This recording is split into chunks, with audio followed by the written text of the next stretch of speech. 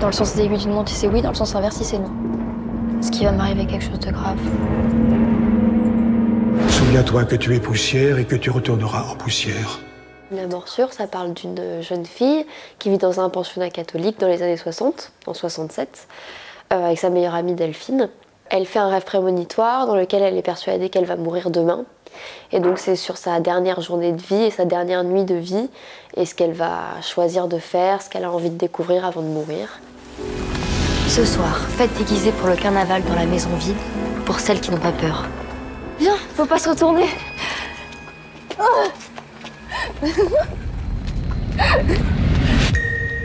C'est un film qui se joue pendant une journée et une nuit, donc l'aspect très resserré donne aussi une tension sous-jacente qui est assez forte.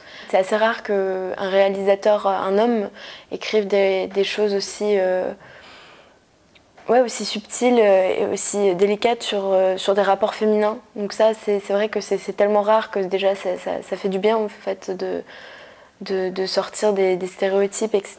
et d'aller à cet endroit-là. Qu'est-ce qu'on peut faire en une seule nuit? Moi, une chose, mademoiselle. C'est pour ça qu'il faut faire un maximum de bruit, pour que les dieux nous entendent.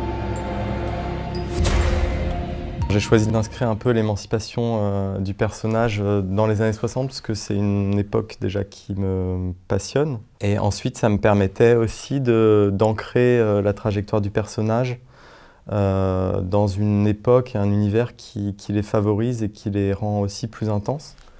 Parce qu'à l'époque, les garçons et les filles étaient dans des écoles, enfin dans des classes séparées.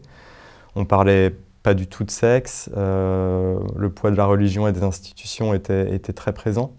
Et tout ça, ça favorise un peu la construction du personnage et son désir d'émancipation. Et ça fait aussi assez écho à tout ce qui est un peu en jeu dans le film, c'est-à-dire une peur du lendemain et un désir de liberté à laquelle aspirent les personnages.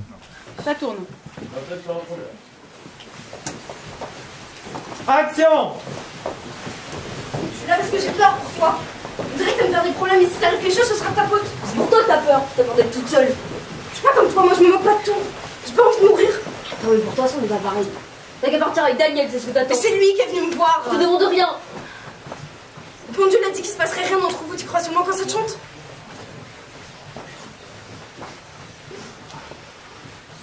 Mon expérience en tant que décorateur m'a permis d'être plus à l'aise sur un plateau de tournage. Je pense que ça m'a servi à être plus précis sur ce que j'avais envie, de comment l'écrire et comment le transmettre à l'équipe. Et aussi, je pense que ça m'a permis d'être un peu plus libre sur la manière de mettre en scène le décor et de moins le filmer, ou en tout cas de le filmer comme un décor contemporain, ce qui permet d'immerger plus le spectateur dans l'époque que si on le filmait vraiment comme un décor et comme quelque chose de reconstitué. Tous les gens qui sont ici, quand les motards entrent, vous pouvez avoir un petit pas de recul. Petit pas. Petit pas. Action!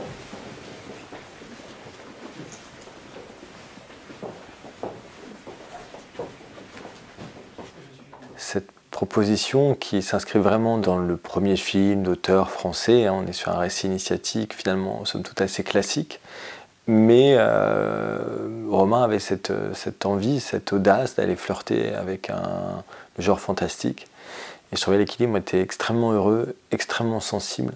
C'est cette audace-là, ce pari-là, que j'ai eu envie d'accompagner et que j'espère qu'on va réussir. L'accueil qu'a le cinéma de genre français en ce moment est très... enfin déjà, ça fait très plaisir et c'est très encourageant pour la sortie du film.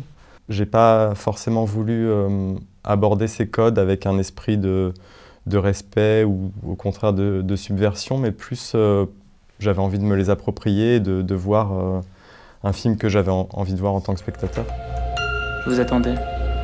Vous faites jeune. Je suis plus vieux que j'en ai l'air. Moi, je n'aurai jamais 20 ans.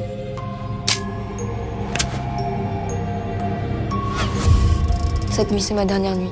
C'était un vrai plaisir de pouvoir présenter pour la première fois le film au Festival de Locarno, parce que c'est un festival qui est très accueillant, qui est très cinéphile aussi. Et donc c'était un grand plaisir de pouvoir le montrer pour la première fois. Il y avait aussi une petite appréhension parce que c'était la première fois qu'il était vraiment montré à un public qui ne connaissait rien du film. Donc j'ai abordé ça avec beaucoup de curiosité.